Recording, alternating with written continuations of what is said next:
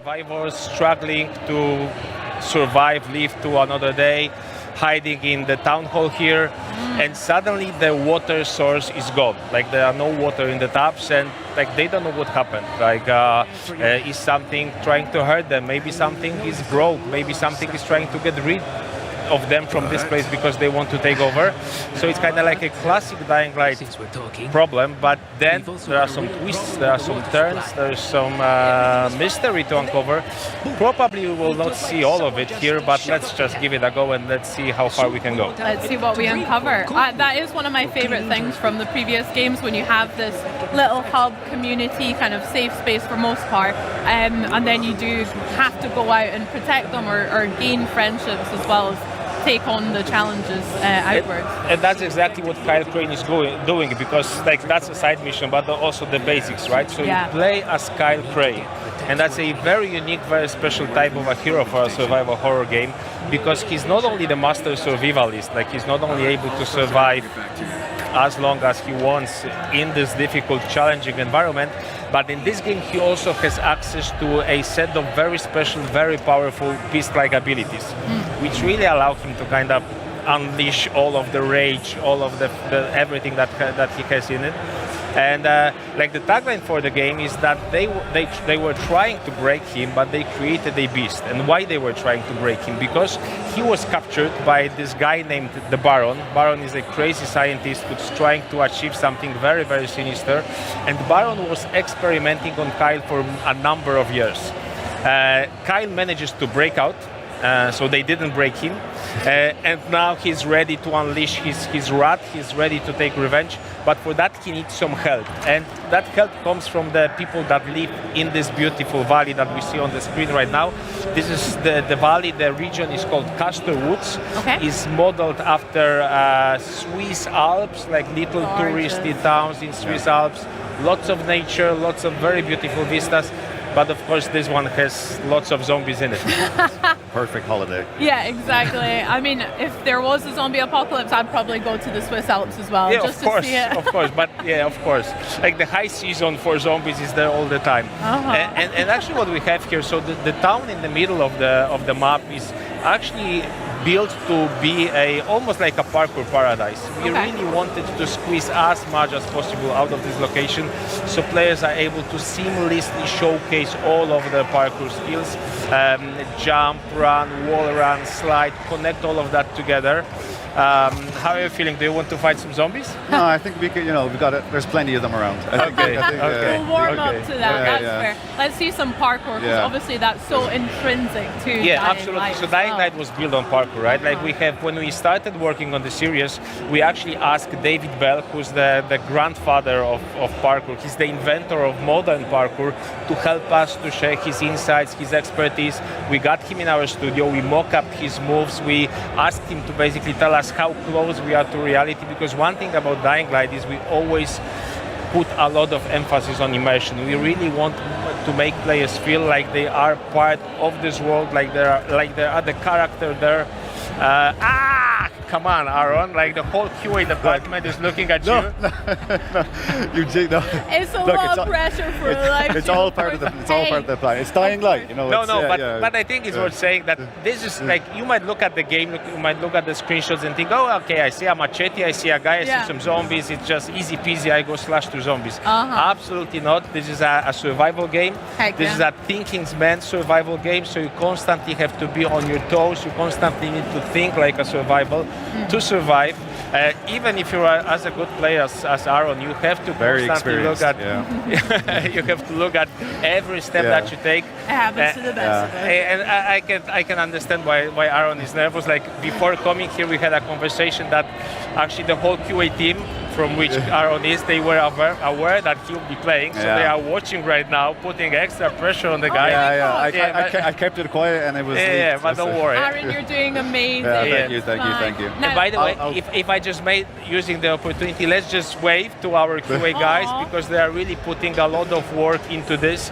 They are the most important part of the dev team in this very final stretches of the production, because we are basically just 4 weeks from releasing the game. So exciting. Yes, so very close. Actually, maybe we can loot some stuff, right? Yeah, I think it's a good chance here. Yeah. Yeah. So This, I love this layout so far. I mean, the town itself feels a little bit on the less living and breathing side of things for now, but it still feels so realistic, as if Yeah. I've actually felt those textures and been in places like this before. yeah, That's so actually this sick. is something that we are very proud about, because like the whole world has been handcrafted by our level artists. Yeah. And not only handcrafted, but also they've managed to put a lot of Easter eggs, in jokes into the world. So like the posters you see there, like they have even scanned some of the items that they have in their homes, in their houses, and kind of brought them into like the virtual versions here in the game. I'm not sure we'll see that, but for example, there's a blanket like with a lion. We might get a chance. Yeah, we might get a chance to see Yeah. that. So actually, that's a blanket that was kind of scanned, taken from grandma of one of our artists, and in a way to kind of honor her and put something very real into the game. We have the blanket and a lot of other different items. The whole map has been created by hand by our artists. That's why it feels so immersive. It feels real, like every square inch is different. Yeah, you've really put heart and soul into it. I mean, the second game, obviously, it's in the title, Dying Light 2: Stay Human. Yep. So I think that's been one of my favorite parts of the Dying Light games, is it's set aside from other games like that because it feels so realistic. And, realistic also in the especially the combat. Exactly. Oh. Representation of gore. So another thing about Dying Light, aside from parkour, of course, it's a melee combat-focused game with lots of brutality, lots of gore. I think that's something that's very important in the zombie genre. That you really need to show the guts, you really need to show the blood, you really need to show the kind of the brains being exposed, the heads being cut. Heads being cut. Yeah. I'm not sure how much of it can we show, because I think the previous games were a little bit on the family-friendly side. But that's also a good thing, because Aaron is having fun because he knows how to play the game. He spent hundreds of hours in it. But again, this is a game where you see zombies, you don't just run at them and slash them. Like, you really want to make sure that whatever you do makes sense, that you don't take unnecessary risks. That's a nice thing. Actually, maybe it's also worth mentioning that a lot of our combat in Dying Light the Beast is created using physics and ragdolls. If we have animations that are super short, just to represent what happens with the enemy that you are hitting. So, like, you will encounter hundreds of zombies here, but every fight with a zombie is different because the reaction is always different. Sometimes he hits an obstacle, sometimes he hits another zombie. There's lots of those cool emergent moments. Yeah. You were speaking about some of the melee weapons that we've used already, like we've had machetes and all sorts. What sort of weapons can we find in the world of Dying Light? There's more than 100 melee weapons, and of course the classic stuff for the genre. So I don't know, gas pipes, crowbars, machetes, hammers, axes, wrenches, things that you can basically find all around you. But also if you dig deep enough, and that's a very important aspect of Dying Light the Beast, that there are lots of secrets that you can actually uncover if you dig deep enough. Okay. You can find weapons like medieval swords, very unusual creations of the survivors. So really a lot of very fancy looking and fancy working and effective weapons that are really a lot of fun to play. I like the sound of a medieval sword. That sounds pretty badass, to be fair. Do you guys have favorites? What's your favorite weapon of Samurai choice? samurai sword. The Samurai, of sword? course, like a classic. It's probably a boring answer, but yeah. But for me, actually, it's a flamethrower, something new to Dying Light the Beast. So for some reason, like, even though we are making zombie games, we didn't have a flamethrower before. So Dying Light the Beast, aside from the melee weapons and a big focus on firearms as well, introduces a number of new weapons. So flamethrower, grenade launcher, saw blade launcher, and a number of additional hidden stuff that you will have to find as you play the game. We are now living the time. We are now living the town, and actually that's an example of one of the open world activities. Like, there are places like this spread all over the world with which you can interact. if you manage to survive, Aaron. They just came out of nowhere. Remember Oh, that your fault Lord. team It's is survival 40. horror. I'm demonstrating exactly what we want, right? Yeah, that's true. That's true. That's true. So, like military combos like this, if you manage to kill all of the infected here, or if you manage to outsmart them, because that's also an option. You can, for example, use a decoy, draw them to like away from this place, and then try to loot it. That's a very good place to find some ammo for your firearms. And as I said, firearms have really received a lot of love from us as developers in Dying Light the Beast. Okay. He's a bit too big for now, I think, this guy, right? guy. This one, yeah, like It hey, looks, let's not risk it. You already died once, so I don't know. It looks playing with so fire, tough. Like So, the yeah. guys back at home are making bets, like will he die again? Oh, so firearms, there's a little bit more of a focus on. Yes, on range absolutely, absolutely. Maybe we could actually use the rifle. What do you think? It will get messy because the thing about firearms is they make a lot of noise. Got you. So as soon as you start shooting, there's a chance that the virals, the fast-moving zombies, will come. Actually, I think there's one guy over there. Let's go inside. Yeah, let's Safer. try to hide. Like, Yeah. we'll see if that works. Safer inside. Oh my. Yeah, gosh. but- okay. Relatively. A little bit, like it's never safe in the world of Dying Light. Like what I like to say is that it's actually one of the most dense open worlds out there, because basically every part of the map is something where you play the game, where you do some kind of interaction. Either you parkour, which is also like interaction, you click buttons, like you're trying to get somewhere, you make decisions where you want to go. Combat the same, you get surrounded, suddenly there's a group coming from one direction, group from the other. Constantly something is happening, like you are never bored. It's very intense, very dense experience. Yeah, that sounds really cool. A lot to explore and discover, and hate every kind of trip outside of the safe zone is probably not going to be exactly the same as before. Yeah, so Dying Light was built out of emergent moments, and we actually like we did fight with some of the guys with the tanks, for example, right? But Yeah. actually we didn't trigger them, so maybe if there's an opportunity, but like, actually that's a nice thing, or maybe we can keep the. I think there's some better opportunities. Okay, so what happens right now is that because Aaron was fighting a lot with like quite intense, he managed to charge his beast mode, right? So Okay. now he can unleash it. So maybe we can actually see that here, like how effective he is with fighting those zombies. They throws them all around. Like he has Oh those my like God. finishers. It doesn't need any weapons anymore. Oh my goodness, he ripped his arm right off. Yeah, the- Flipping it. Cat, like nothing is left like unturned and Oh, uncrushed no. and unsmashed. Who's laughing now? No one left unsmashed. No. That sounded like you are saying it to the QA guys. Like, who's laughing now? Like, I'm here on Xbox and I'm playing this awesome I game. can't Heck confirm or yeah. deny. Oh, zombies don't need brains. It's fine. Yeah, some of the new visual designs for our enemies. So of course, like you can see, the game is really beautiful to look at. Even the zombies. Like if you are into zombies, it's good to make a pause or go into photo mode and try to see how detailed the models are, especially when you do some damage to them. We have increased significantly the number of places on their bodies which you can damage. Okay. We have like when you cut a limb, you can cut it in 3 different places. You can really leave a lot of scars, wounds, like broken places on. Yeah, let's try to. Oh, that's Oh, nice, quite God. brutal. I saw earlier like when you that. just left someone crawling because you cut his leg off. So that was quite mean for that poor zombie, I feel, as well. A Yeah. nice flame. Also, as you can see, there's a lot of how do you say it? Versatility, yes, Okay. like emotions. There's a lot of varied ways how you can solve combat situations. Right. That's also something that we were always thinking about when we were working on Dying Light games. We want to give players freedom where they go anywhere, climb anything, freedom how they fight. Actually, we're leaving the mission area, so like of course in the full game you're not leaving mission area, so the freedom is open and you can Yeah. go everywhere you want. Yeah, I But like the then- tactic of running away. That's my favorite tactic for Yes. zombies. But that's also like that's your choice, right? That's valid. And again, like vehicles, another thing that's new to the Beast. Actually, maybe we can also show the FPP, right? Because you can drive from that perspective, like keep the Gorgeous. immersion.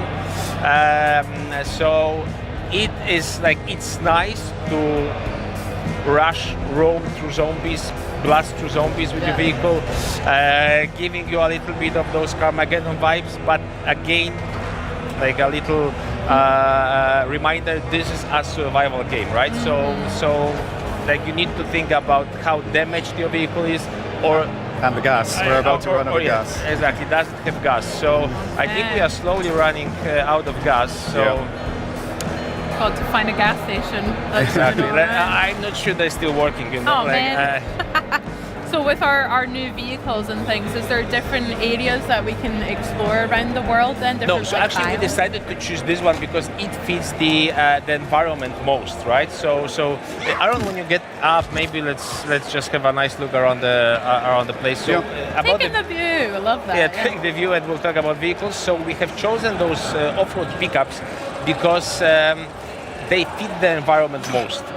We didn't see that much of it yet, but the whole world is actually quite varied. We have the town in the middle, Cool. we have an industrial park, we have swamps, we have mountains with hiking trails, we have farm fields, so a lot of very uneven terrain. So off-road pickups seem to be most fitted to this kind of environment. So yes, you are driving that vehicle. There might be some things hidden, but I'm not spoiling that too much. But then you're also able to customize the visuals of the vehicle a little. So there's still quite. Oh, I think that's the blanket that I was. Yeah. that we This were was talking about. this was So this is actually the real blanket that you can find in one of our level artist grandmother's. Actually, at one of the homes. playtests, some guy met me. He said the same thing. Like he recognized the blanket. Yeah. So it's a very iconic. That's so wholesome. Yeah. So there we go. That's a challenge for I everyone don't know. playing Are it. we ready to go into the night part? Because we Hey. might do that. But I'm ready if you guys are. a word of warning, because like Dying Light generally. Let's maybe look at some Vista before us. Okay, let's go to the night. Yeah. So what Come on, happens I'm is scared. that Dying Light basically is a game of two halves. The day part that we have just experienced, if you are a good player, you are in control. You know what to do, like you know how to behave. You will kind of find your way around in this apocalypse. But the night part is something completely different. What happens is the volatiles, and I will my scare you a little, so kind of sit Don't tight. do it to me. The volatiles, like the scary monsters, the apex predators, the kings of the night, they are coming out, they are roaming the whole place. And with those guys, you don't fight with them. Like when you see them, you try to run away as quickly as possible. Okay, maybe at the end of the game, where your beast mode is fully charged, when you have unlocked all of the skills for the character, because there's like a big skill tree of various beast skills that you unlock. If you are kind of fully formed beast mode Kyle Crane, you can fight with them, but without that, it's really, really scary. So maybe we can actually try to sneak upon those guys a little, so we see them from close. We'll go sneaky beaky. You can see where they are if you use the survivor sense. So that's like a special senses of Kyle Crane where we can see the threats and be aware of the threats they're around already him. onto me. But it seems the volatiles are everywhere. Maybe actually what we could do, that's scary. There's so many. Yeah. So yeah, this new kind of sensor to see the volatiles around and other zombies. All of the threats, but I think actually, so the chase has started. They are onto us, and now like it will get super, super difficult because the guys, like the regular biters, the regular zombies, they're just zombies, They're right? fine, So you can avoid them, you can jump over them basically. With volatiles, they're chasing you, they're right behind you. It's actually good to look behind you from time to time. They're basically better at parkour than you are, so they can really We've seen grab that you. for sure. Yeah.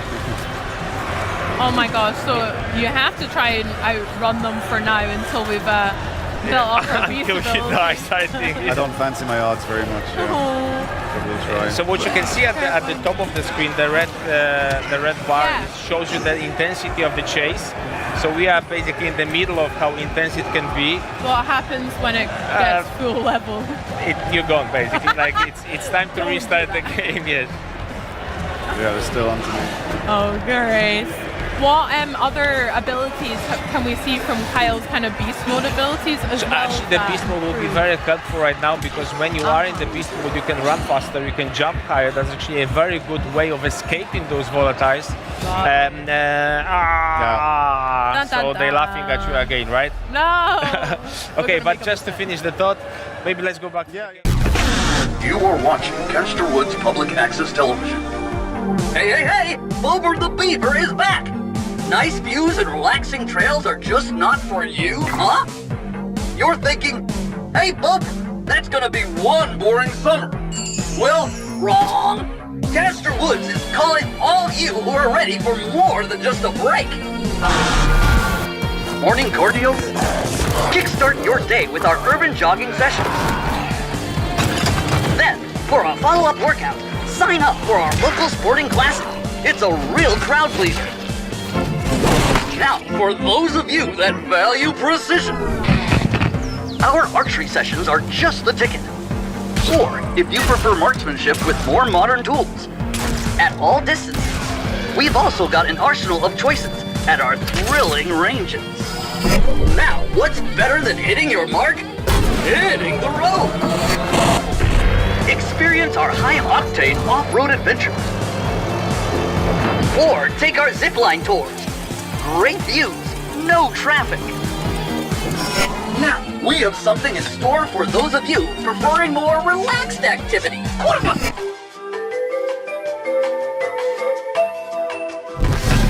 After lunch, unleash your inner artisan at our crafting workshops.